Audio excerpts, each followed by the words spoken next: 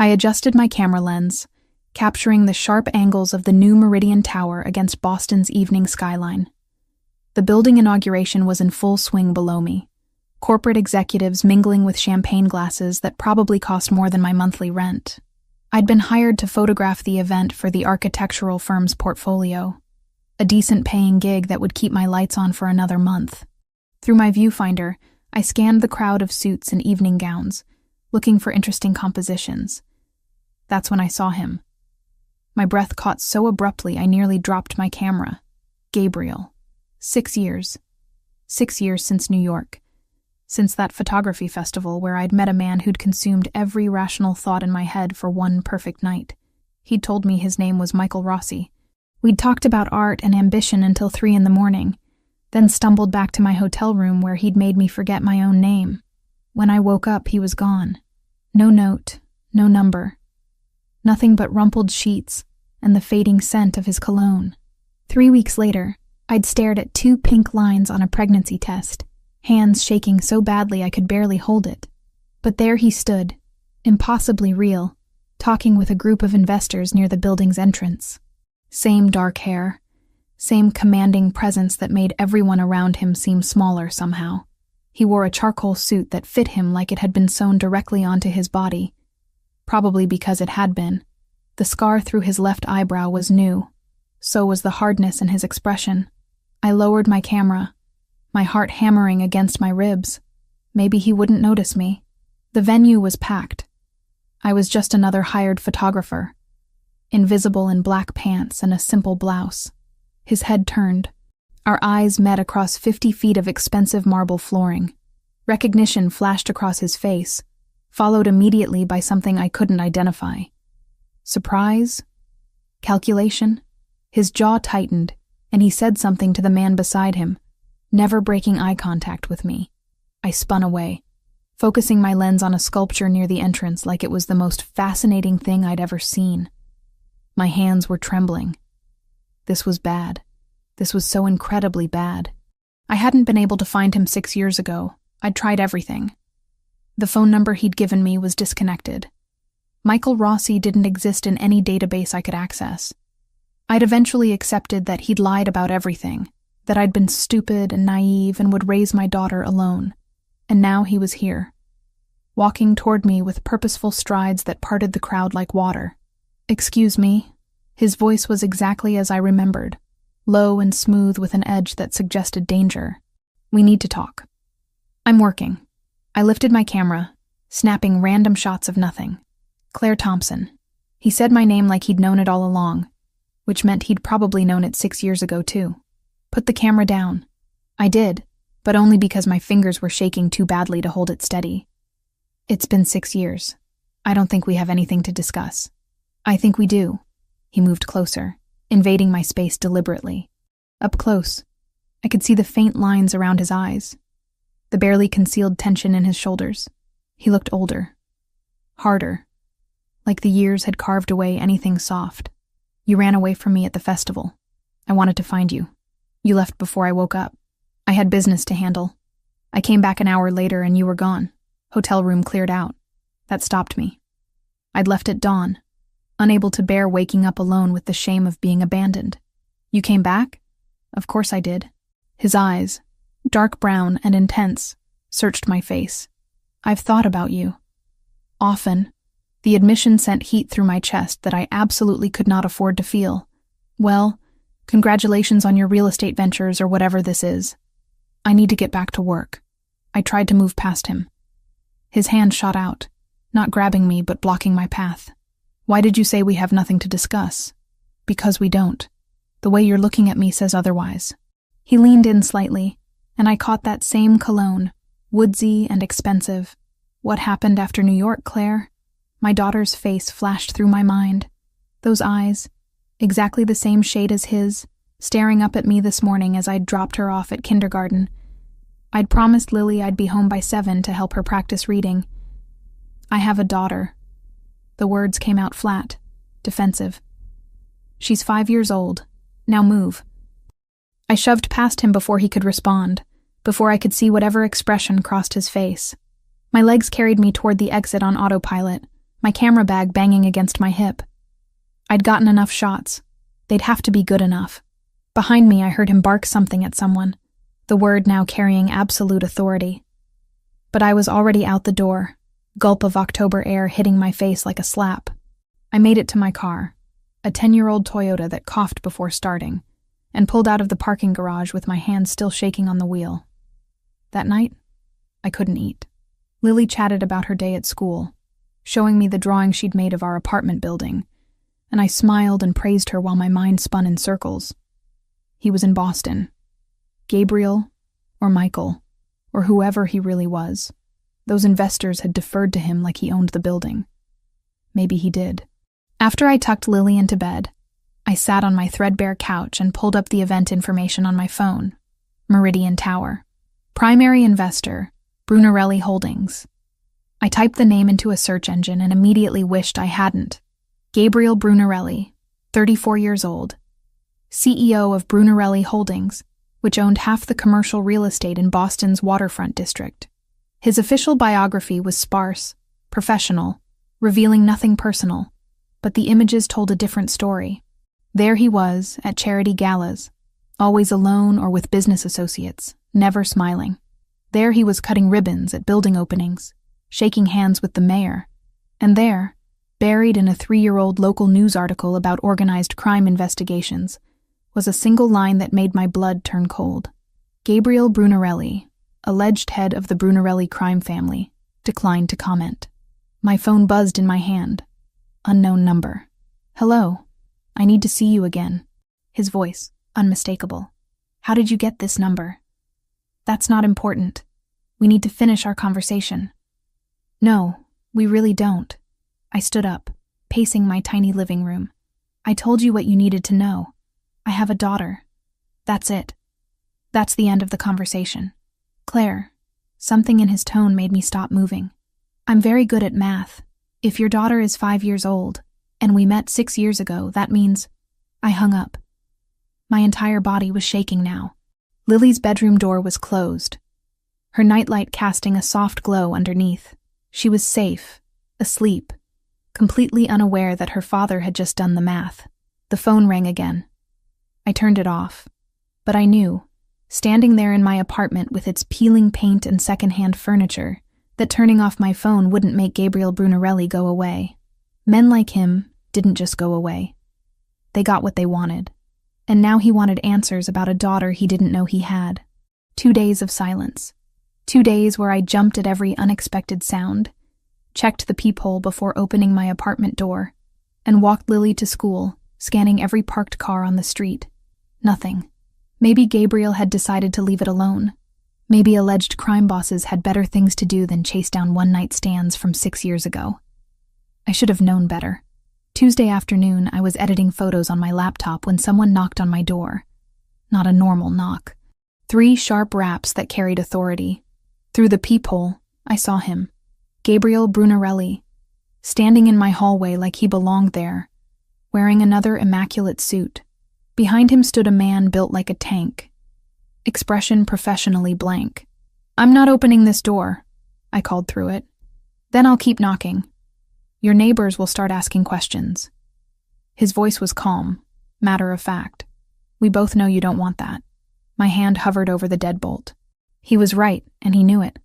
Mrs. Chen across the hall was already suspicious of every visitor I had. I clicked the lock and opened the door 6 inches. The chain still engaged. "What do you want?" He held up a manila folder thick with papers. "To talk, that's all. How did you find where I live? Does it matter?" Something flickered in his eyes that might have been regret. "I need to see her, Claire. I need to see my daughter. You don't know that she's yours, don't I?" He shifted his weight, and I caught sight of the other man adjusting his jacket in a way that suggested a weapon underneath. "Let me in, please." That last word, softened with something almost vulnerable, made me slide the chain free. I opened the door but blocked the entrance with my body. "Just you, not him." Gabriel glanced at his companion. "Wait in the car, Paolo." The man hesitated, jaw tightening, but nodded and headed toward the stairwell. Gabriel stepped inside my apartment, and suddenly, my small living space felt microscopic. He dominated it without trying. his presence making my secondhand furniture look even shabbier. I crossed my arms. "You've got 5 minutes." He set the folder on my coffee table, then straightened and looked at me directly. "I had you investigated. I'm not apologizing for it. I needed to know." Fury blazed through me. "You had no right." "I had every right." His voice hardened. "Claire Thompson, 29 years old, freelance photographer, specializing in architectural work. You live alone with your daughter Lily, age 5, who attends Riverside Elementary. You moved to Boston 4 years ago from Providence. Your sister Camilla is an attorney at Morrison & Associates. Should I continue? Get out. You tried to find me." He tapped the folder. "Text messages sent to a disconnected number. Searches for Michael Rossi in New York databases. You kept trying for 3 months after the festival. That stopped my anger cold. You read my messages? Every single one." His expression softened fractionally. "You told me you were pregnant. You asked me to call. You said you weren't asking for anything except a conversation." My throat tightened. Those desperate messages, sent to nowhere, screaming into a void. The name you gave me was fake. It was necessary at the time. I was handling business that required anonymity. He moved closer, and I forced myself not to retreat. If I had known Claire, if I had received even one of those messages, I would have been there. But you didn't know. And I raised her alone, so you can take your investigation and leave. I want to see her. Not a request. A statement of intent. Absolutely not. I'm her father. You're a stranger who spent one night with me 6 years ago using a fake name. My hands clenched into fists. You think I'm going to let some man I barely know anywhere near my daughter? Especially after finding out you're allegedly running a crime family? His jaw tightened. That article was conjecture. I've never been charged with anything. That's not a denial. No, he agreed quietly. It's not. At least he was honest. I grabbed the folder and opened it, needing something to do with my hands. Inside were printouts of my bank statements, Lily's school records, medical history, photographs of her that must have been taken from my social media accounts. My stomach churned. He'd invaded every aspect of our lives. Then I saw the medical documents clipped together at the back. DNA testing information, collection procedures, chain of custody protocols, laboratory specifications. What is this? A paternity test. He pulled a small kit from his jacket pocket. Simple cheek swab. Results in 24 hours. Then we'll both know for certain. I already know for certain. Then you have nothing to fear from proof. He set the kit on the table beside the folder. I'm not trying to take her from you. I'm asking for the truth. Before I could respond, I heard the apartment door open. My sister's voice carried from the entrance. Claire, I picked up Lily from school like you asked. Traffic was terrible. My heart stopped. Gabriel's head snapped toward the sound, his entire body going rigid. Lily bounded into the living room, backpack bouncing, her dark curls escaping from their ponytail. Mommy, we made clay animals today, and I made a horse, and Miss Sarah said it was really good, and... She skidded to a halt, seeing Gabriel. Those eyes, deep brown and bright with intelligence, locked onto him with undisguised curiosity. Camilla appeared behind her, one hand on Lily's shoulder. My sister took one look at Gabriel, and I watched her lawyer instincts activate. Who are you? But Gabriel wasn't looking at Camilla. He was staring at Lily with an expression I'd never seen on anyone's face. Pure, undiluted shock mixed with something that looked almost like pain. His hand moved unconsciously to his chest, pressing against his sternum like he couldn't breathe. Lily tilted her head, studying him. Are you one of Mommy's photography friends? His voice came out rough, unsteady. He cleared his throat. Yes, I'm a friend of your mother's. I'm Lily. She stuck out her hand with the confidence only a 5-year-old could possess. I'm 5 3/4. Gabriel crouched down slowly, bringing himself to her eye level. He took her small hand in his much larger one, and I saw his fingers tremble slightly. It's nice to meet you, Lily. You're very polite. Thank you. She beamed at him. Mommy says manners are important. The resemblance was devastating up close.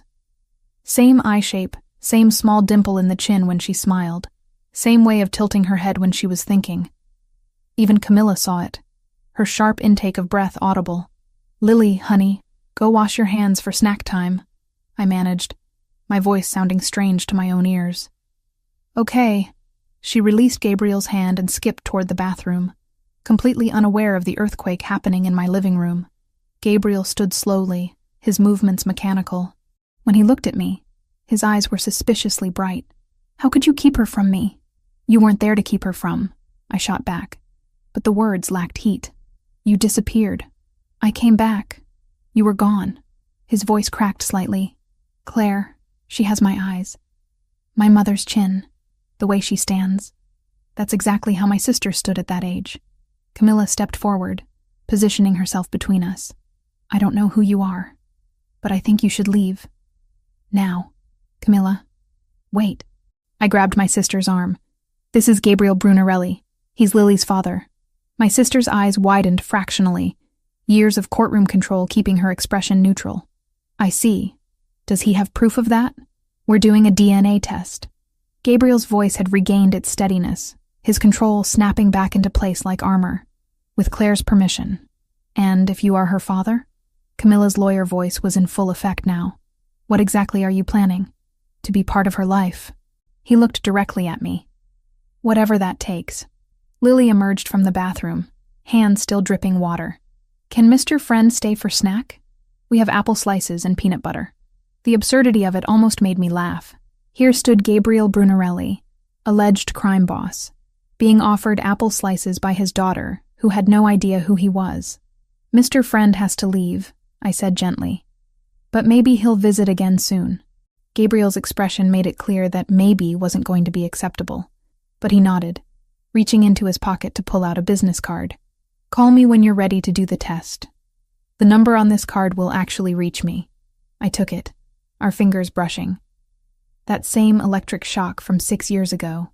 And if the test confirms what we both already know, then we figure out what comes next. He looked past me to where Lily was climbing onto a kitchen chair. Together. After he left, Camilla made Lily snack while I stood in the living room staring at the DNA kit on my coffee table. 24 hours to confirm what my daughter's face already screamed. 24 hours before my carefully constructed life shattered completely. "You're really going to do it?" Camilla asked quietly. I picked up the kit, feeling its weight in my palm. "I don't have a choice. He knows where we live. He's not going away." My sister sighed. "Then you better get a lawyer, because something tells me Gabriel Brunarelli doesn't do anything halfway." She was right. I called his number that night after Lily fell asleep. He answered on the first ring like he'd been waiting. We scheduled the test for the next morning at a private medical facility he'd arranged.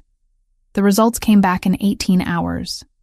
99.9% probability of paternity. Lily Thompson had a father, and I had no idea what happened next. The first 2 weeks of supervised visits felt like walking a tightrope blindfolded. Gabriel arrived every Monday, Wednesday, and Friday at exactly 6 o'clock. Never early, never late.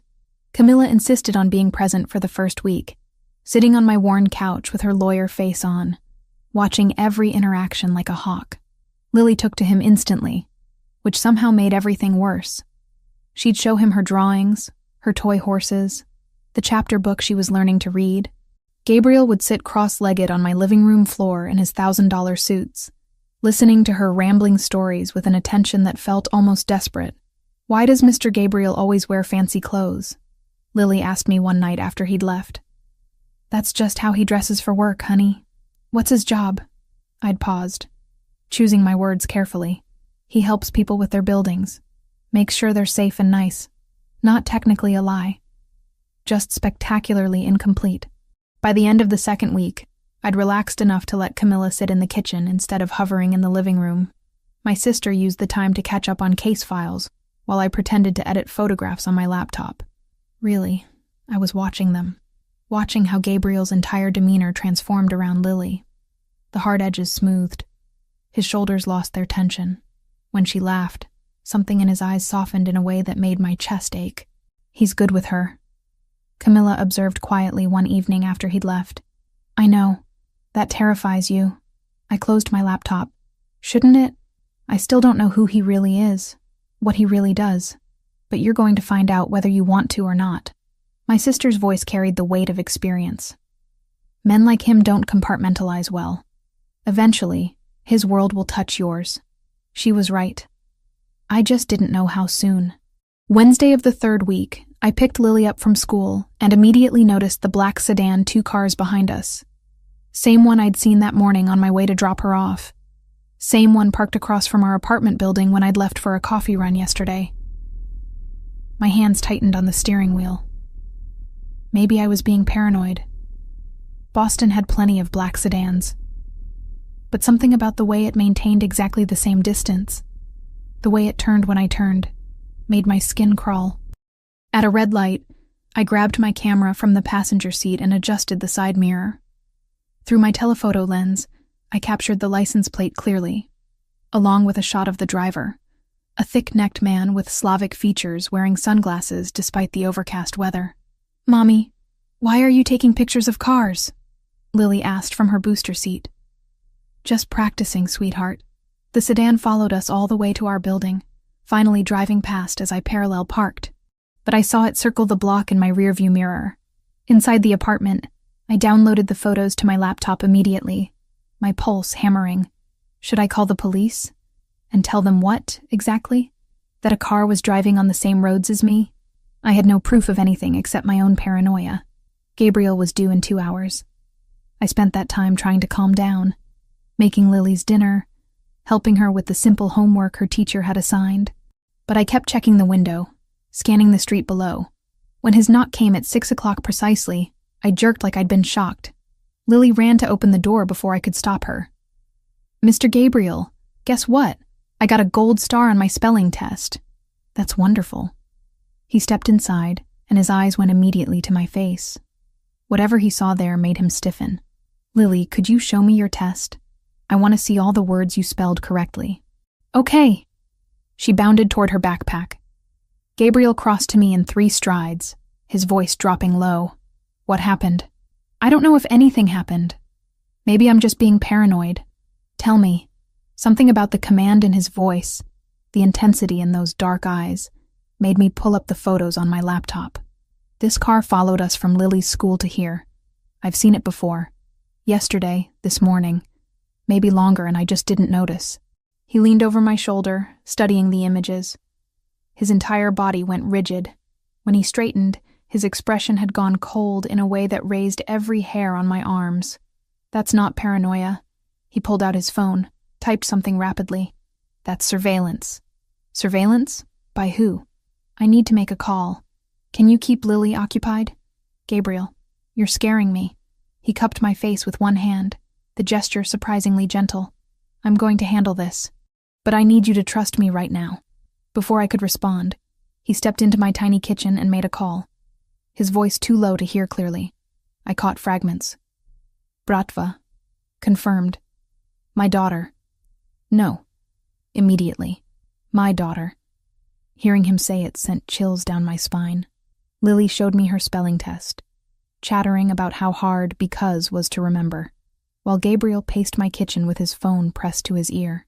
When he finally returned, his expression was carefully neutral, but I could see the tension in his jaw. "We need to talk, after Lily goes to bed. Tell me now." "Not in front of her." His tone left no room for argument. The next 2 hours were torture.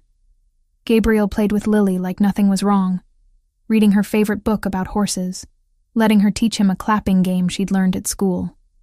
But I felt the undercurrent of danger thrumming through the apartment like a live wire. Finally, Lily was tucked into bed, nightlight glowing. I closed her door and turned to find Gabriel standing in my living room, hands in his pockets, looking more serious than I'd ever seen him. "Talk. The car belongs to the Solntsevskaya Bratva. Russian organized crime." He said it matter-of-factly, like he was discussing the weather. "They've been testing my territory for the past few months. I've been monitoring their movements, trying to determine their endgame. Your territory." My voice came out flat. "So the allegations are true. You run a crime family." "Yes." At least he didn't insult me by denying it. "And these Russians know about Lily." "As of recently, yes. I've kept my personal life extremely private, but clearly not private enough." his hands clenched into fists. They're sending a message, showing me they can reach what matters to me. She's 5 years old. I know. The words came out harsh. Believe me, I know. Which is why you both need to move to my property immediately. I have a secure residence in Brookline with armed guards, surveillance systems, everything needed to keep you safe. Absolutely not. I shook my head violently. I'm not putting my daughter in some fortress surrounded by criminals. You'll be surrounded by protection. There's a difference. Is there? I grabbed my camera, shoving it toward him with the photo still displayed. These people followed my daughter from school, Gabriel. They know where she goes, where we live, probably where I buy groceries. And that's because of you. He flinched like I'd struck him. You think I don't know that? You think I'm not sick over it? Then leave us alone. Walk away. Let us go back to being invisible. It's too late for that. His voice carried absolute certainty. They know she exists. They know she's mine. Walking away won't make them forget that. It'll just leave you unprotected. We've been unprotected for 5 years. We've been fine. You've been unknown for 5 years. That's not the same thing. He moved closer, his presence overwhelming in my small space. Claire, please. I'm asking you to trust me. Move to the property temporarily, just until I can neutralize the threat. Neutralize the threat. I laughed without humor. You mean kill people? I mean handle it. He didn't deny the implication, however necessary. And you wonder why I don't want Lily in your world. She's already in my world. The moment those Russians took that photograph of her getting in your car, she became part of this whether you like it or not. His jaw tightened. I can't change that. But I can keep her safe. Please let me keep her safe. I wanted to scream at him, to throw him out, to pack up Lily and run somewhere they'd never find us. But Camilla's voice echoed in my head. Men like him don't compartmentalize well. Eventually, his world will touch yours. It already had. I need to think about it. You have until tomorrow morning. Not a threat, just a statement. After that, I'm assigning security to follow you whether you agree to the move or not. You can't just... Yes, I can. His eyes held mine. I just found out I have a daughter 3 weeks ago. I'm not losing her because you're too stubborn to accept help. He left before I could respond, the door clicking shut with quiet finality. I stood in my empty living room, staring at the photographs on my laptop screen. That sedan, those tinted windows, the man with dead eyes behind sunglasses. My phone rang. Unknown number. Hello? Ms. Thompson. A voice with a thick accent. You have a beautiful daughter. Such pretty dark curls. My blood turned to ice. Who is this? A concerned citizen. Such dangerous times, yes? So many terrible things can happen to little girls. The line went dead. I barely made it to the bathroom before I threw up, hands shaking so violently I could barely grip the edge of the sink. When I could breathe again, I called Gabriel. He answered immediately. What's wrong? Someone just called me. About Lily. They knew what she looked like. I couldn't finish the sentence. I'm on my way. Lock the door. Don't open it for anyone but me. He was there in 12 minutes. I didn't ask how he'd driven across the city that fast. We're moving to your property, I said before he'd fully stepped inside. Tomorrow. First thing. He exhaled slowly, some of the tension leaving his shoulders. You made the right choice. Did I? I wrapped my arms around myself. Or did I just agree to lock my daughter in a golden cage? You agreed to keep her alive. He pulled out his phone. I'll have everything arranged by morning. Pack what you need. Everything else can be replaced. After he left to make preparations, I stood in Lily's doorway watching her sleep. She looked so peaceful, one arm thrown over her stuffed horse, completely unaware that our lives had just changed forever. I'd spent 5 years protecting her from the world. Now I had to trust a man I barely knew to do the same. God help us both. I didn't sleep. How could I? Every creak in the building, every car door slamming outside, every footstep in the hallway sent my heart into my throat. I sat on Lily's floor with my back against her bed, watching shadows move across the ceiling, my phone clutched in one hand. Camilla arrived at 6 in the morning looking like she'd slept about as well as I had. I'd called her after the threat, and she'd immediately shifted into crisis mode. "You're really doing this?" She set 2 coffees on my kitchen counter, eyeing the packed duffel bags by the door. "I don't have a choice." I wrapped my hands around the cup, needing the warmth. "They called me Camilla. They described her." My sister's jaw tightened. "I know, and I hate that I'm about to say this, but Gabriel's right. Moving to a secure location is the smart play here. Since when do you defend him?" "Since someone threatened my niece." She took a long drink of coffee. "Look, I don't like the man's profession any more than you do. But I've seen enough criminal cases to know how these organizations operate. The Bratva doesn't make empty threats, Claire. If they're showing interest in Lily, you need serious protection. So I'm just supposed to accept that my daughter's life now requires armed guards? You're supposed to accept reality." Camilla's voice softened. "I'm a lawyer, not a bodyguard. Gabriel has the resources to keep you both safe. Use them."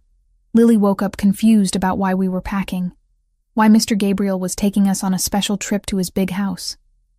I'd practiced the explanation all night, keeping it simple, age-appropriate. We were going to stay somewhere fun for a little while. She'd have her own room, a huge yard to play in, and Daddy would be there. That last word had slipped out without permission, but Lily's face had lit up so brightly that I couldn't take it back. Gabriel arrived at 7:30 in a black SUV with tinted windows. Paolo drove. Another man I didn't recognize sat in the passenger seat. Both had the same alert, dangerous quality that made my stomach churn. "Ready?" Gabriel took my bags before I could protest, loading them into the back. "No, but we're going anyway." The drive to Brookline took 30 minutes through Boston's morning traffic. Lily pressed her face against the window, excited by the novelty. I sat rigid in my seat, watching Paolo's eyes constantly scan mirrors, the way the other man kept one hand near his jacket. "Mommy, look at all the big houses," Lily pointed as we entered a neighborhood where every property had gates and manicured lawns. The Brunarelli estate made those houses look quaint. Stone walls topped with sophisticated cameras surrounded the property. The gate rolled open smoothly as we approached, operated by someone I couldn't see. The driveway curved through landscaped grounds that probably cost more to maintain than my annual income. The house itself was modern, all glass and clean lines, somehow managing to look welcoming despite its size. Paolo parked near the entrance where 2 more men in dark suits stood watching our arrival. "Security team," Gabriel explained quietly. "They'll be positioned around the perimeter. You won't see them unless there's a problem." That's supposed to be reassuring. It's supposed to be reality. Inside, the house was even more overwhelming. Marble floors, contemporary art on walls that stretched up 2 stories, furniture that looked like it belonged in a design magazine. Lily's eyes went wide as planets. "Is this a museum?" she whispered. "It's a house." Gabriel crouched to her level. "Your house, for as long as you're here. Want to see your room?" He led us upstairs to a bedroom that was bigger than our entire apartment. Someone had already prepared it for a child with a bed shaped like a castle, shelves of books, and a window overlooking gardens that seemed to go on forever. "This is all for me?" Lily breathed. "All for you." Gabriel glanced at me. "Your mother's room is connected through that door. You'll share a bathroom, but you each have privacy." My room was equally excessive, decorated in soft grays and whites, with a king-sized bed and sitting area. Through the connecting door, I could see Lily already exploring her space, touching everything with reverent fingers. "I need to make some calls," Gabriel said. "Paolo will show you around when you're ready. Help yourselves to anything in the kitchen."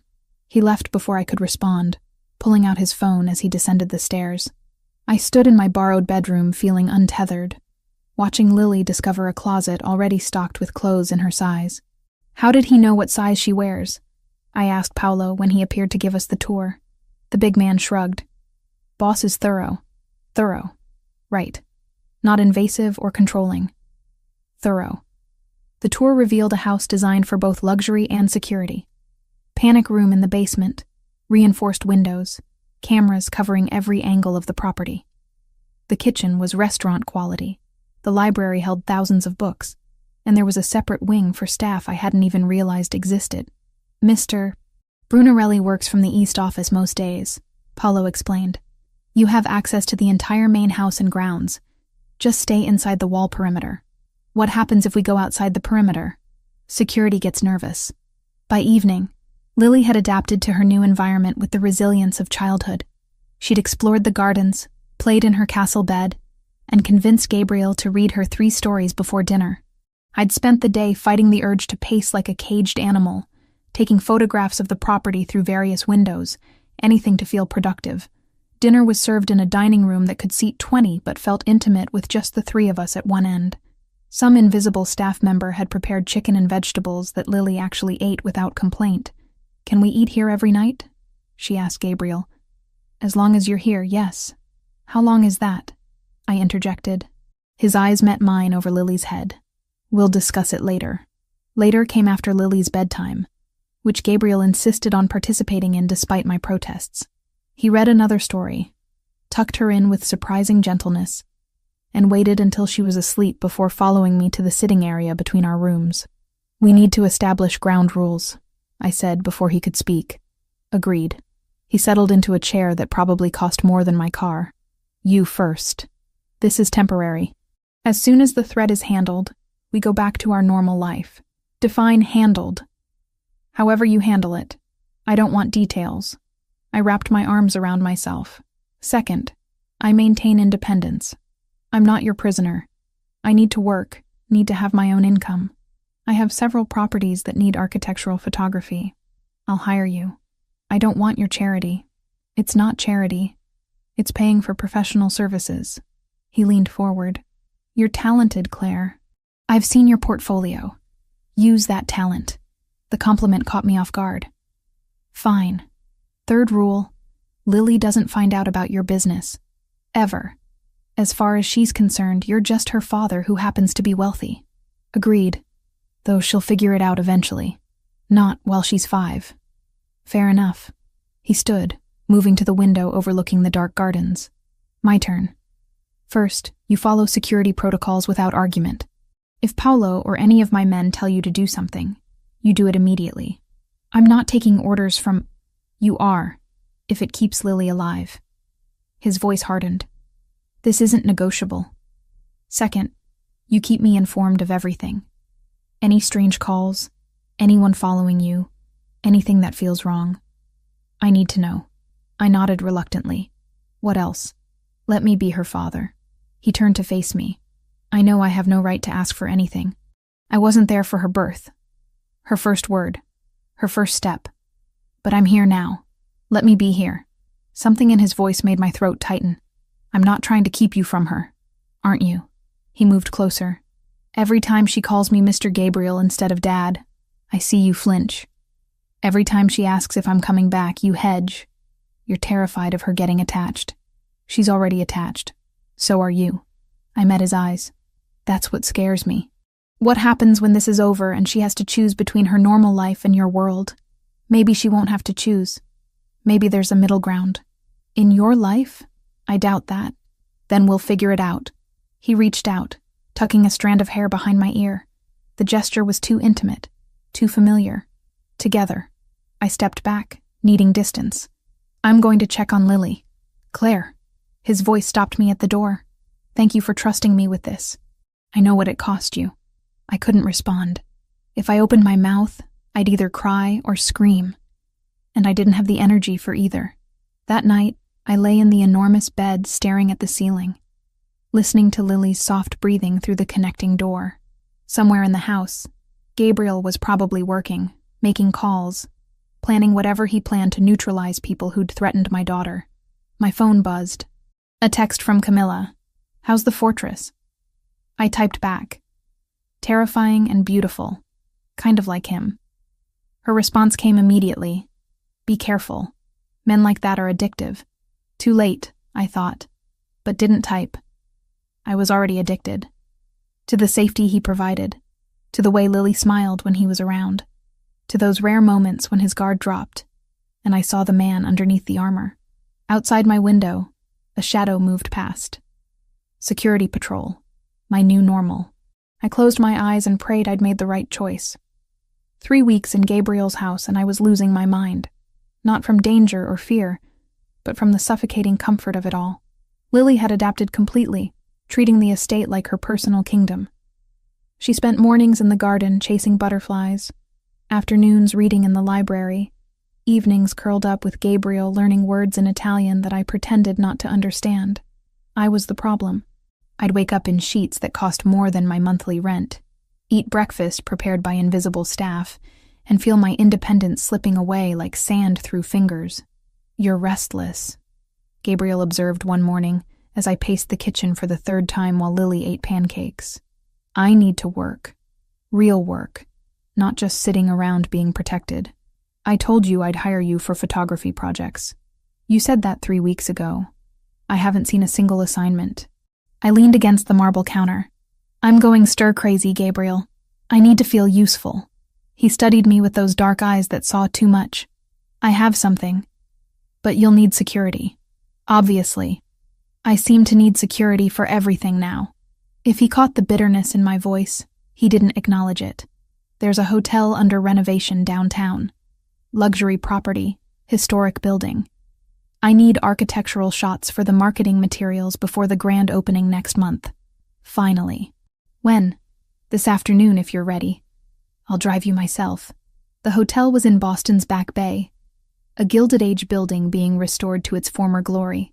Paolo followed in a separate car, maintaining distance but never out of sight. Gabriel led me through the construction site, pointing out details, explaining his vision for the space. "You actually care about this," I said, photographing an ornate ceiling medallion being restored by craftsmen. "Why wouldn't I?" "I don't know. I guess I thought your legitimate businesses were just fronts." "Some are. This one isn't." He watched me adjust my camera settings. "My grandfather was a stone mason. Built half the churches in Sicily before he came here. I grew up understanding that buildings outlive the people who create them. They matter." It was the most personal thing he'd shared since I'd moved in. I lowered my camera. "Is that why you went into real estate? Family legacy?" "Partly. Also because commercial property can't be easily traced or seized. It's stable in ways other enterprises aren't." He caught himself. "Sorry. You said you didn't want details about the business." "That's not detail about crime. That's just good financial planning." His mouth quirked in something almost like a smile. "See? We can talk about my world without you running away." I returned to photographing, but something had shifted. The hotel was stunning. All soaring ceilings and intricate woodwork. Gabriel moved through it like he belonged, occasionally stopping to inspect work, exchange words with the foreman. He was good at this. The legitimate businessman role. I could almost forget the armed guards outside, the reasons we were here. We worked through the afternoon, moving from room to room. Gabriel carried my equipment, held reflectors when I needed them, stayed quiet when I was composing shots. It felt normal, almost like a date. "Getting hungry?" he asked around 5 o'clock. "Starving, actually. There's a restaurant 3 blocks from here. Best carbonara outside of Rome. Is it safe?" His expression darkened slightly. "I own the building. Security is already positioned. But if you'd rather go back..." "No." The word came out too quickly. "No, I'd like that. To eat somewhere that isn't your dining room." The restaurant was intimate. Exposed brick and dim lighting, mostly empty in the early evening. Gabriel had reserved a corner table with clear sightlines to all exits. I noticed but didn't comment. "Lily would love this place," I said, studying the menu. "She's been asking about trying new foods. We could bring her, maybe Sunday dinner. You want to take a 5-year-old to your expensive restaurant?" "I want to take my daughter wherever she wants to go." He set down his menu. "Is that strange?" "No, it's sweet." I paused. "She asked me yesterday when she could call you Dad." "Not Mr. Gabriel. Just Dad." Something flickered across his face, vulnerable and raw. "What did you tell her?" I said whenever she felt ready. I met his eyes. "I won't keep that from her. Whatever else I'm scared of, I won't keep you from being her father. Thank you." His voice had gone rough. "You don't know what that means." Dinner arrived, and we ate mostly in comfortable silence. I caught myself watching him, the way his hands moved, the rare moments when his expression softened. This was dangerous territory. I was supposed to be maintaining emotional distance, protecting myself and Lily from getting too entangled in his complicated world. Instead, I was sitting across from him at a romantic restaurant, feeling more relaxed than I had in months. "Tell me about your photography," he said over wine. "When did you start?" "High school. My mom bought me a cheap digital camera for my birthday. I started taking pictures of buildings because they didn't move or complain." I smiled at the memory. People said I had an eye for it. Architecture programs recruited me for college. "Why didn't you go?" "Got pregnant instead." I said it without bitterness. Community college while working part-time, then freelancing once Lily was old enough for school. Not the glamorous artist life I'd imagined, but it's mine. It's impressive. He leaned back, studying me. Raising a child alone, building a career, staying independent. Most people would have given up. Giving up wasn't an option. Lily needed me. She's lucky to have you as her mother. The compliment settled warm in my chest. You're good with her too. Better than I expected. Expected me to be terrible. Expected you to be distant. Uncomfortable. Men in your position don't usually prioritize family. Men in my position usually don't find out they have a 5-year-old daughter. His expression grew serious. I meant what I said before. I want to be part of her life. Permanently. Define permanently. However you'll let me. Weekends, holidays, summers when she's older. I want her to know me, Claire. Really know me. The legitimate businessman or the crime boss? Both, eventually. He reached across the table, his fingers brushing mine. I know you don't want her exposed to that world. I'll protect her from it as long as possible. But she's a Brunarelli. One day she'll need to understand what that means. I should have pulled my hand away. Should have reinforced the boundaries I'd been trying to maintain. Instead, I let his fingers curl around mine, the contact sending electricity up my arm. I'm scared, I admitted quietly, of her getting hurt, of you getting hurt, of this becoming permanent and then falling apart. What if it doesn't fall apart? Men like you don't do happily ever after, Gabriel. Maybe I want to try. His thumb traced circles on my palm. Maybe having a daughter changes priorities. Or maybe you just feel obligated. Is that what you think? He stood abruptly, pulling me up with him. Come on. Where? Somewhere we can talk without an audience. He led me back to the hotel, up a service elevator to the unfinished penthouse suite. The space was empty, except for drop cloths and construction equipment, floor-to-ceiling windows overlooking Boston's skyline as the sun set. I've been thinking about that night in New York, he said, standing close enough that I could feel his body heat, wondering if you remembered it the way I did. Gabriel, let me finish. His hand cupped my face, thumb brushing my cheekbone. I've spent 6 years trying to forget you. The way you laughed, the way you saw the world through your camera, the way you looked at me like I was just a man instead of a name with a reputation. I couldn't forget. I tried. My heart hammered against my ribs. That was one night. It was enough to create Lily.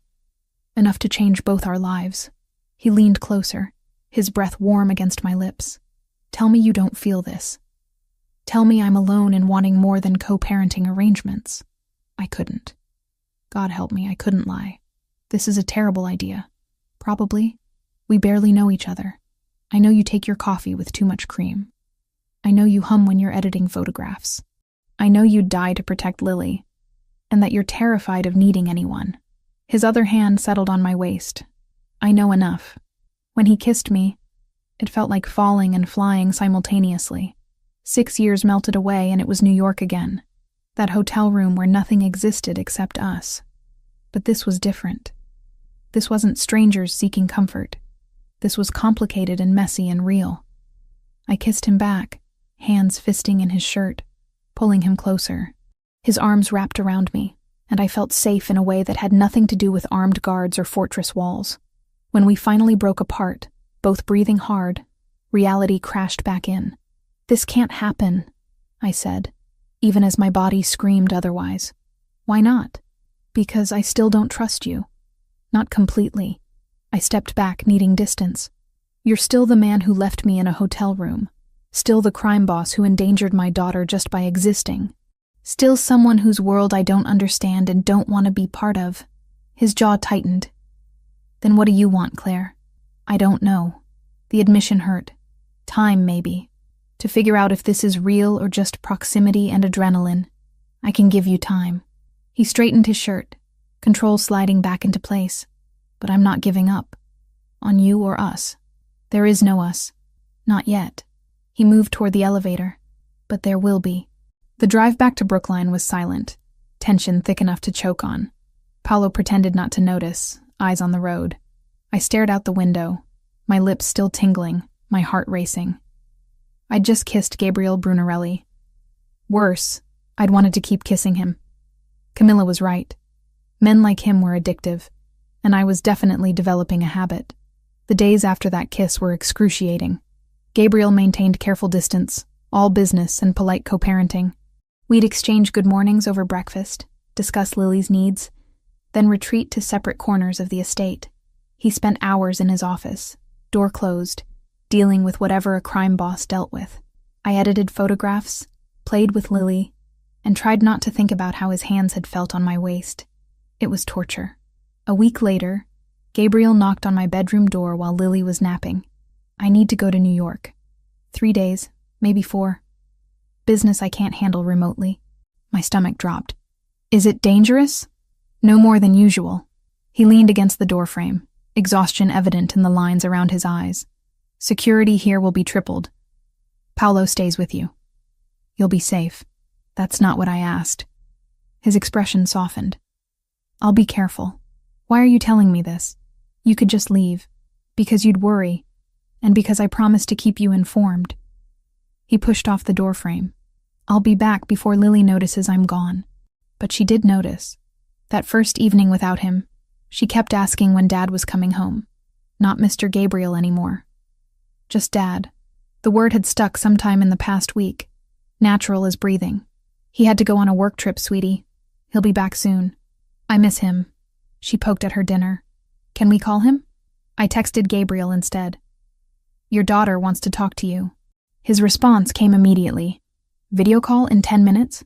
We set up my laptop in Lily's room, and she lit up when his face appeared on screen. He was in what looked like a hotel room, still wearing a dress shirt, but with the top buttons undone. Tie discarded. Dad! Mommy said you had to work far away. I did, little one. But I'm coming home soon. His voice carried a warmth I'd only heard him use with her. Were you good for your mother today? Yes. I read 3 whole chapters by myself, and Paolo taught me how to play chess, and Mommy took pictures of me in the garden. They talked for 20 minutes, Gabriel patiently answering her rambling questions about New York, about his hotel, about whether he missed her. When Lily finally wound down, yawning, I sent her to brush her teeth. You're still there, Gabriel said when I didn't close the laptop. Yeah. I sat on the edge of Lily's bed, studying his face on the screen. She really misses you. I miss her too. A pause. Just her? The question hung between us. I should have deflected, should have kept the boundaries I'd established. Instead, I heard myself say, no, not just her. His eyes darkened. Claire, don't say anything. I ran a hand through my hair. I'm trying to be smart about this, Gabriel. Trying to protect myself and Lily from getting too attached to something that might not last. And if it does last, then we'll deal with it when we get there. Lily's footsteps were coming back down the hall. She's coming. We should go. Wait. His voice stopped me. When I get back, I want to talk. Really talk. Not about Lily or security or business. About us. There's no us. You just admitted you miss me. Missing someone doesn't make them safe to love. Lily burst back into the room before he could respond, demanding one more good night from Dad. After we hung up, she fell asleep quickly, exhausted from her day. I sat in the darkness listening to her breathe, my mind spinning. Safe to love. Had I really said that? The next 2 days dragged. I photographed every corner of the estate, edited until my eyes burned, played endless games with Lily. Paolo was a constant presence, professional and silent. At night, I lay awake, wondering if Gabriel was safe, if he was thinking about me, if I was losing my mind. He returned on the 3rd evening, looking exhausted but unharmed. Lily threw herself at him with such force he stumbled back, laughing. I watched from the doorway, something painful and sweet twisting in my chest. After dinner, after Lily was tucked in bed, Gabriel found me in the library. I'd been pretending to read for an hour, the same page open the entire time. "We need to talk," he said. So talk. He sat beside me on the leather couch, close enough that his shoulder brushed mine. New York was complicated. The Bratva situation is escalating. Fear spiked through me. Should we be worried? I'm handling it. But it might take longer than I hoped. He turned to face me. Which brings me to something I need to say. I know you want time to figure out what this is between us. I'm trying to give you that. But Claire, I need you to understand something. What? I didn't plan any of this. Didn't plan to find you again. Didn't plan to discover I had a daughter. Didn't plan to fall for you all over again. His hand found mine, fingers intertwining. But here we are. And I don't know how to be casual about you.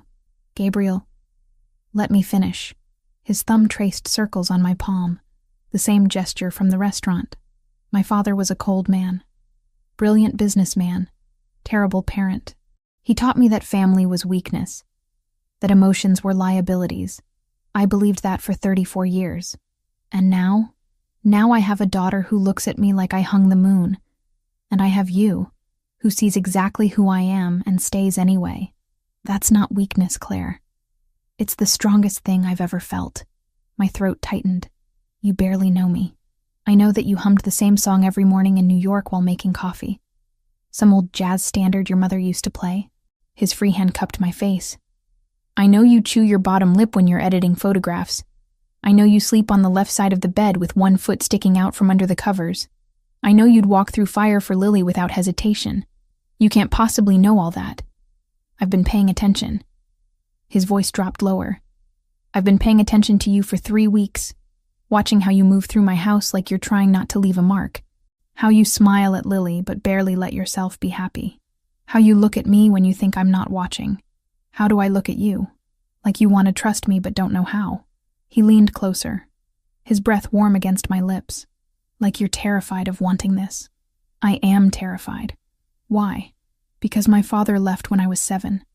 Because every man I've ever trusted has disappointed me. Because you're a crime boss whose world could swallow us whole. The words tumbled out faster than I could stop them. Because I'm already half in love with you, and we haven't even had a real conversation until now. His entire body went still. Say that again. Which part? The love part. I tried to pull away, but he held firm, his eyes searching mine with an intensity that made my pulse race. I didn't mean to say that, but you did. And I need to know if you meant it. Gabriel, this is insane. A month ago, I didn't even know where you were. Now I'm living in your house, raising our daughter together, and apparently confessing feelings I shouldn't have. Why shouldn't you have them? Because you're you, and I'm me, and this whole situation is temporary and complicated and... He kissed me. Not gentle or questioning like before. This was claiming, consuming, 6 years and 3 weeks of restraint breaking all at once. I kissed him back just as desperately, hands fisting in his shirt, pulling him closer until there was no space between us. When we finally broke apart, both breathing hard, his forehead rested against mine. Not temporary. Not for me. What are you saying? I'm saying I want this. You, me, Lily. A real family. Not just a co-parenting arrangement. His hands framed my face. I'm saying I've been in love with you since New York, and finding you again felt like getting a second chance I didn't deserve. Tears burned behind my eyes. You don't love me. You love the idea of family. I love that you call me out when I'm being controlling. I love that you negotiate boundaries like you're drafting a peace treaty. I love that you take photographs of broken things and make them beautiful. He kissed my forehead, my cheeks, my jaw. I love you, Claire Thompson. All your stubbornness and independence and fear. This is crazy. Probably. His mouth found mine again, softer this time. But I'm done pretending otherwise. I should have pushed him away. Should have reinforced the walls I'd built so carefully. Instead, I melted into him, letting myself feel what I'd been fighting for weeks. The safety of his arms, the warmth of his kiss, the terrifying hope that maybe this could actually work. We stayed on that couch for hours, talking between kisses. He told me about growing up in his father's shadow, about the weight of expectations and legacy. I told him about raising Lily alone, the exhaustion and joy of single motherhood. We talked about New York, about the 6 years between, about all the ways we'd almost found each other again. What happens now? I asked as the clock struck midnight. Now we stop fighting this. He tucked hair behind my ear. Now we figure out how to make this work. With the Bratva situation still hanging over us, his expression darkened. I'm ending that. Soon. I won't have threats against my family. How? However necessary. He kissed my palm. But you don't need to worry about that. That's my world, my responsibility. Gabriel, if we're really doing this, you can't keep compartmentalizing. Your world is Lily's world now, and mine. I know. His jaw tightened. That's what terrifies me. But I'll handle it. I promise. We finally separated around 1 a.m, both reluctant. At my bedroom door, he kissed me one more time, slow and thorough. Sleep well, Claire. You too. But I didn't sleep. I lay in bed replaying every word, every touch, wondering if I'd just made the best or worst decision of my life. In the morning, Lily found us having coffee together in the kitchen, sitting closer than necessary. She looked between us with a child's uncanny perception. Are you and Daddy friends now? I glanced at Gabriel, who was trying not to smile. Yeah, sweetie. We're friends. Good. She climbed into his lap with easy affection. Daddy should stay forever. Over her head, Gabriel's eyes met mine. Forever was a long time. A terrifying time. But maybe, just maybe, it was worth the risk. For 4 days we existed in a bubble. Gabriel worked from home, joining us for meals, reading to Lily before bed, stealing kisses in hallways when our daughter wasn't looking. It felt almost normal, like we were an actual family instead of 3 people thrown together by circumstance and biology. I should have known it wouldn't last. Wednesday afternoon, Gabriel's phone rang during lunch. He glanced at the screen and his entire expression changed, warmth draining into something cold and dangerous. I need to take this. He stepped away from the table, voice dropping too low to hear. Lily continued eating her sandwich, oblivious. I watched Gabriel through the kitchen doorway, the tension in his shoulders, the way his free hand clenched into a fist. When he returned 5 minutes later, his face was carefully neutral. I have to go to New York. Tonight. My stomach dropped. For how long? 3 days maximum. He glanced at Lily, then back to me. We'll talk after dinner. The rest of the afternoon stretched like taffy. Gabriel disappeared into his office, door closed. I could hear his voice occasionally, sharp commands in English and what sounded like Italian. Paolo appeared, then 2 other men I recognized as part of Gabriel's security team. They all looked grim. After Lily went to bed, I found Gabriel in his office packing a leather bag. His movements were efficient, practiced. This wasn't his first time leaving for dangerous business. Tell me what's happening. He didn't look up. The Bratva made a move against one of my warehouses in New York. Burned it to the ground. Was anyone hurt? 3 of my men. 2 with minor injuries, 1 critical. His jaw tightened. This is escalation. They're pushing for war. Fear crawled up my spine. And you're going to give it to them. I'm going to end this. Finally, he met my eyes. I told you I wouldn't let threats against my family stand. This ends now. By doing what, exactly? You don't want those details. Stop protecting me from reality. I moved closer. If you're going to war, I have a right to know. He set down the shirt he'd been folding. I'm meeting with intermediaries. Neutral parties who can facilitate negotiation. The Bratva wants territory, I'll give them some. Not the port, not my core holdings, but enough to satisfy their expansion. That's it? Just negotiation? If they're reasonable, yes. If not, he trailed off, but his expression finished the sentence. Gabriel, you can't just... I can and I will. His voice turned hard. They threatened you. They threatened Lily. That's not something I forgive or forget. So you'll kill people? Start a war that could get you killed? If necessary. He cupped my face, thumb brushing my cheekbone. Claire, this is what I do. This is who I am. I protect what's mine. We're not possessions. No, you're everything. He kissed my forehead, which is exactly why I won't let this threat continue. I wanted to argue, to make him promise to choose safety over vengeance, but I saw the determination in his eyes and knew it would be pointless. This was the man I'd agreed to let into our lives, the crime boss, not just the father. When do you leave? 2 hours. Paolo will stay here with you. Security is being tripled as of now. Don't leave the property for any reason. What if something happens to you? His expression softened. Nothing will happen to me. I've been doing this for 15 years, Claire. I know how to handle territorial disputes. But what if... He kissed me, cutting off the protest. When he pulled back, his eyes were intense. If something happens, Paolo has instructions. You and Lily will be protected. Always. But nothing is going to happen. I promise. I wanted to believe him. Instead, I held him tighter, memorizing the feel of his arms around me, the steady beat of his heart against my ear. Gabriel left at 9 o'clock, carrying his bag and wearing a different expression than I'd seen before. This was the mob boss, the man who controlled an empire.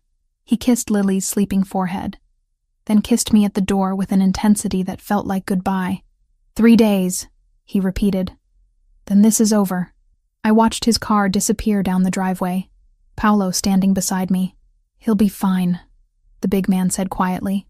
Boss knows what he's doing. Do you really believe that? I've seen him survive worse. Paolo's expression was unreadable. Come inside, Ms. Thompson. Need to lock down the property.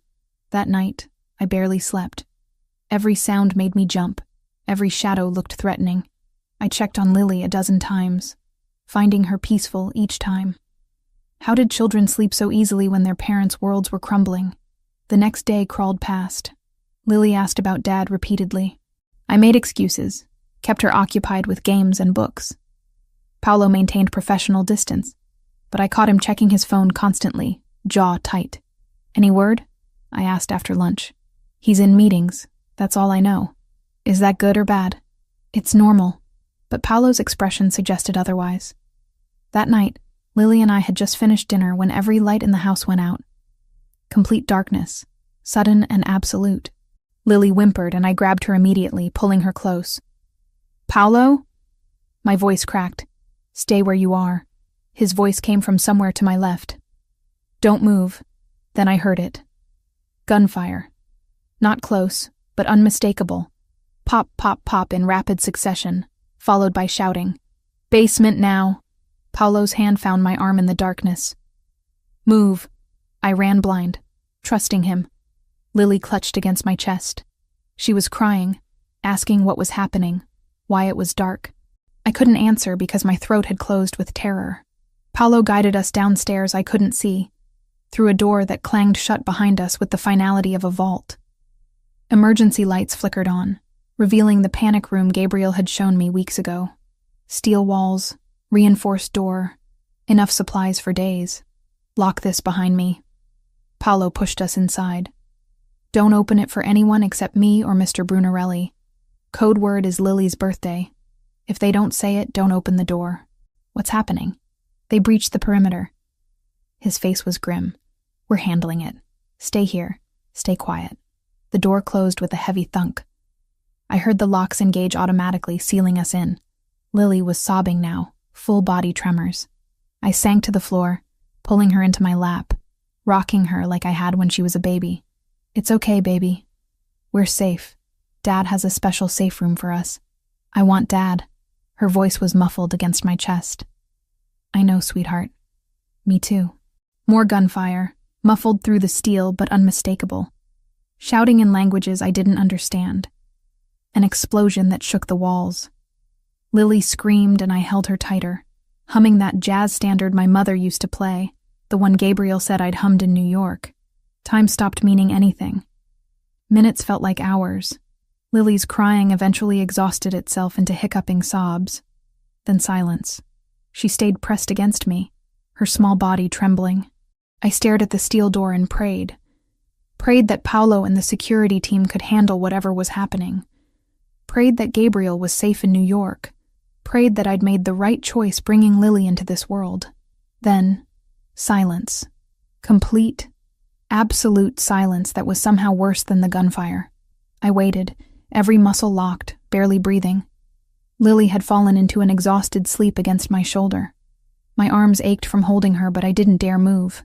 Finally, after what felt like hours, footsteps. Someone trying the door handle. "Ms. Thompson?" Paulo's voice, rough. October 23rd, Lily's birthday. I scrambled up, still holding her, and hit the release button. The door swung open. Paulo stood there covered in blood, though I couldn't tell if it was his. Behind him, I could see 2 other security guards, weapons drawn, looking equally battered. It's over. They're gone. What happened? 8 men tried to breach the property. We neutralized the threat. His expression was hard. "Need to call Mr. Brunarelli. Let him know what happened." "Is he okay?" "Haven't heard otherwise." Paulo pulled out his phone, already dialing. "Let's get you upstairs. Power's being restored now." The main house looked like a war zone. Bullet holes in walls, shattered windows, furniture overturned. But the security team had held. 3 wounded guards were being tended to in the kitchen. No one on our side was critical. I sat on the couch, still holding Lily, while Paulo talked rapidly into his phone. I caught fragments. "Yes, both safe. 8 hostiles. All neutralized. Yes, sir." He handed me the phone. "He wants to talk to you." Gabriel's voice was strained, barely controlled. "Are you hurt? Is Lily hurt?" "We're fine. Scared, but fine." My own voice shook. "Gabriel, they attacked your house while you were gone. They knew." "I know. I'm getting on a plane now. I'll be there in 3 hours. A pause. "Claire, I'm so sorry. This should never have happened. You couldn't have known. I should have anticipated it. Should have had better security." His voice cracked slightly. When Paulo called, when he said there was an attack, I thought, "We're okay. Paulo got us to the panic room. Your security team handled it. I'm coming home, right now. This ends tonight." "What does that mean?" "It means I'm done negotiating." The coldness in his voice raised chills. The Bratva wanted war. They're going to get it. He hung up before I could respond. I handed the phone back to Paulo. Numb. "Boss is coming back," Paulo said unnecessarily. "Until then, we're on full lockdown. No one in or out." I nodded, too shocked to argue. Lily stirred against me, opening her eyes. "Mommy, I'm here, baby. Where's Dad?" "He's coming home. He'll be here soon." Soon was 3 hours that felt like days. Security cleaned up debris, boarded windows, took positions around the property. Someone brought us food we couldn't eat. Lily clung to me, silent and pale. When Gabriel finally burst through the door, Lily launched herself at him with a wail. He caught her, his face raw with emotion, holding her like she might disappear. "I'm here, little one. I'm here. You're safe." Over her head, his eyes found mine. I saw fury there, and guilt, and something that looked like fear. He crossed to me in 3 strides, pulling me against him with his free arm, Lily sandwiched between us. "I'm sorry. God, Claire, I'm so sorry. You couldn't have known. I should have been here." His hand fisted in my hair. "I should have been here to protect you. Your men protected us. Paulo protected us. But he just held us tighter, his body shaking slightly. This was the first time I'd seen him truly shaken, the control cracking completely. "It's over," he said finally, voice rough. "I promise you, this is over." The Bratva crossed a line they can't uncross. "Gabriel, they came after my family, my daughter." His eyes met mine, dark and absolute. "That's unforgivable, and I don't forgive." Standing there in his destroyed house, our daughter between us still crying, I understood completely. This was his world. Violence and vengeance and protection at any cost. And terrifyingly, I understood his rage. They'd threatened Lily. My baby girl had sobbed in a steel room while gunfire echoed above us. For that, I wanted them to pay too. The morning after the attack, Gabriel disappeared into his office before dawn. I heard his voice through the closed door, speaking in rapid Italian, the tone leaving no room for argument. Lily slept late, exhausted from trauma. I sat in the breakfast room drinking coffee and watching security teams replace windows, repair bullet damage, erase evidence of violence. Paolo appeared around 8, looking like he hadn't slept. "Boss wants to see you. I'll watch Lily." Gabriel's office was immaculate as always, no sign of the chaos from last night. He stood by the window, phone pressed to his ear, shoulders rigid. When he saw me, he ended the call abruptly. "How's Lily?" "Still sleeping. She'll have nightmares for weeks." I crossed my arms. "Tell me what's happening." "I'm ending this. Today." He moved to his desk, pulling up something on his computer. "Paolo is arranging a meeting with neutral intermediaries. Representatives from the Commission, people even the Bratva respects." "The Commission?" "Governing body for organized crime families on the East Coast. They don't like wars. Bad for business." His voice was clipped, professional. "I'm offering the Bratva a deal they'd be stupid to refuse. Territory north of Cambridge, 3 of my smaller operations, and a guarantee of no retaliation for yesterday's attack. You're rewarding them for attacking us? I'm giving them enough to save face while demonstrating strength." He looked at me finally. "They lost 8 men last night. We lost none. The message is clear. They can take the deal and walk away, or they can continue and be destroyed. And if they don't take it," his expression turned cold, "then I handle it permanently." I wanted to ask what that meant, but I already knew. Instead, I asked, "When?" "Negotiations start at noon. Should be resolved by tonight." He crossed to me, hands settling on my shoulders. "I need you to trust me on this." "I do trust you." That's what terrifies me. Why? Because 6 weeks ago I would have run from this. Would have taken Lily and disappeared rather than accept this life. I met his eyes. "Now I'm standing here hoping you destroy the people who threatened my daughter. That's not who I thought I was. It's who you need to be to survive in my world." His thumb traced my jaw. "I'm sorry I dragged you into it. You didn't drag me. I chose to stay. The admission hurt. I chose this, for better or worse." He kissed me softly. "After today, it gets better. I promise." Lily woke up clingy and quiet. She wouldn't let me out of her sight, following me from room to room. Gabriel joined us for breakfast, then had to leave for his meeting. Lily's face crumpled when he headed for the door. "I'll be back soon, little one." He crouched to her level. "Just a few hours. Then we'll do something fun, okay? Promise?" "I promise." He kissed her forehead, then looked at me over her head. "Stay inside. Paolo's in charge until I return." The next 6 hours were torture. I tried to distract Lily with games, with reading, with anything. But she remained withdrawn, jumping at sudden sounds. Around 3 o'clock, she finally fell asleep on the couch, exhausted from fear. Paolo's phone rang at 4. He answered, listened, then nodded. Understood. "Well." I couldn't keep the tremor from my voice. "They took the deal. Meeting with the Commission sealed it. Territory exchange happens next week, but the war is over." His expression remained neutral. "Boss will be home in an hour." Relief made my knees weak. "It's really over?" "Agreement's been signed by all parties. Bratva backs off completely. Boss gets peace. Win for everyone." When Gabriel finally walked through the door, I saw the exhaustion carved into his face. But when Lily woke up and ran to him, he smiled, swinging her up like nothing had happened. "See? I told you I'd be back." That night, after Lily was asleep, we sat on the terrace overlooking the gardens. Someone had brought wine. Gabriel held my hand, thumb tracing circles on my palm. 2 weeks, he said quietly. "Give me 2 weeks to ensure the agreement holds, to transfer the territories, to lock everything down. Then we talk about what comes next." "What do you want to come next?" He turned to face me fully. "I want you to stay. Not because of threats or fear, but because you choose to.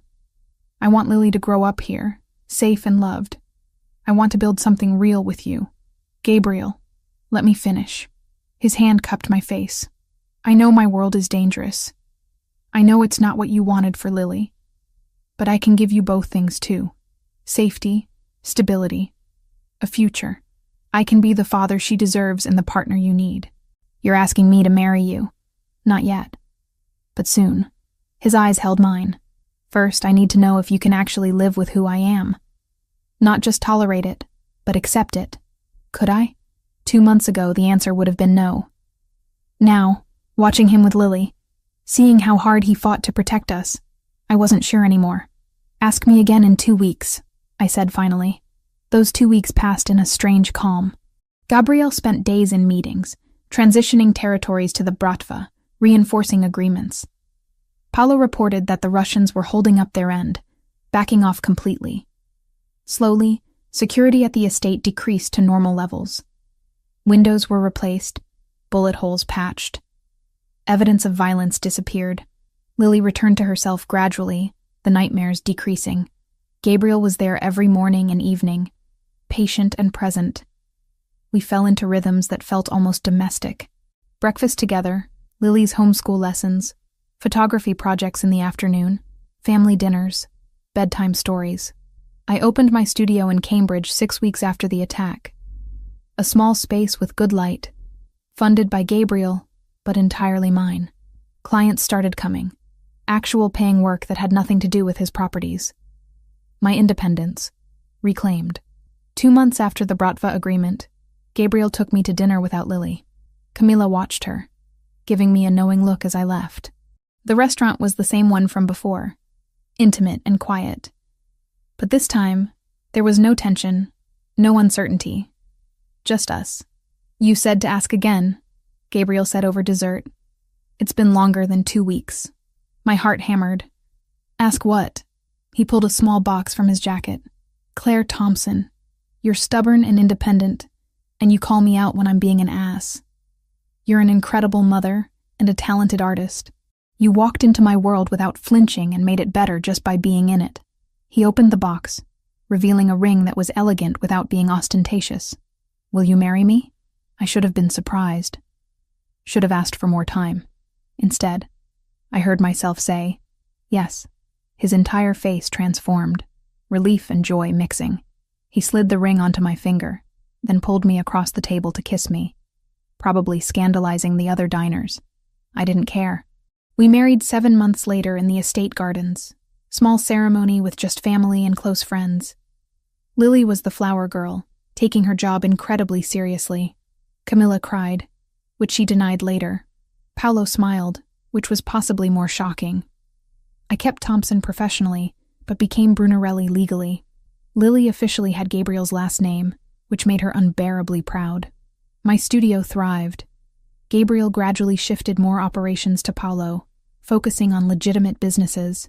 The danger never completely disappeared, but it became manageable. Background noise rather than immediate threat. One afternoon, about a year after we married, I was editing photographs while Lily practiced reading in the garden. Gabriel came up behind me, arms wrapping around my waist. What are you working on? The Riverside project. That historic building restoration downtown. I leaned back against him. Should be done by next week. You're brilliant at this. You know that? You're biased. Doesn't make it less true. He kissed my neck.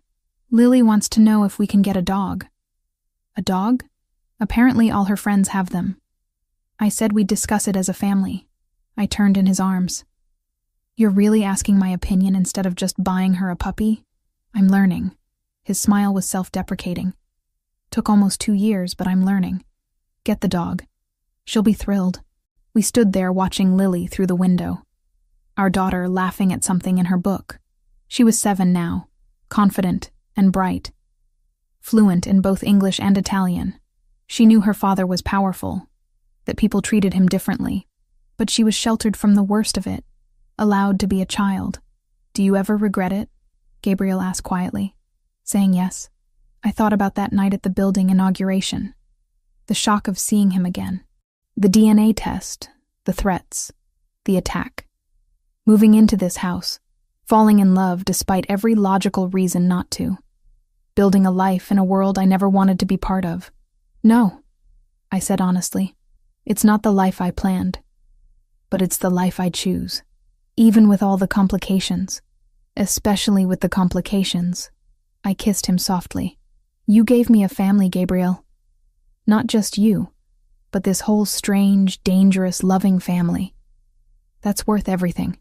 3 years ago, I'd tried to find a man who'd disappeared from a hotel room, I'd spent 6 years raising our daughter alone, convinced I was better off that way. I'd been wrong.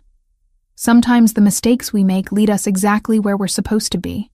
Sometimes the dangerous choice is the right one. Sometimes love means accepting the whole person, shadows and all. Gabriel Brunarelli was a crime boss, a father, a husband. He was complicated and dangerous, and fiercely protective. He was mine, and I was his. That night, after Lily was asleep, we sat on the terrace with wine and stars. Gabriel's arm around my shoulders, my head on his chest, listening to his heartbeat. "Thank you," he said quietly. "For what?" "For giving me a second chance. For trusting me with Lily. For building this life with me." His hand tightened on my shoulder. "For loving me despite everything. You make it sound like a sacrifice, isn't it?" I thought about my answer carefully. Loving you isn't a sacrifice. It's a choice. One I make every single day. I tilted my head to look at him. "And I'll keep choosing you. For as long as you'll have me. Forever then." He kissed my forehead. "Because I'm never letting you go." Forever was a long time. A complicated time. But as I sat there in Gabriel's arms, our daughter sleeping safely inside, I realized I wasn't afraid anymore. This was my life. Our life. Built on impossible circumstances and dangerous choices, and stubborn love that refused to give up. 6 years ago, a photographer met a stranger at a festival. 9 months later, a daughter was born. And years after that, against all odds, they became a family. Not perfect, not easy, but real. And that was enough.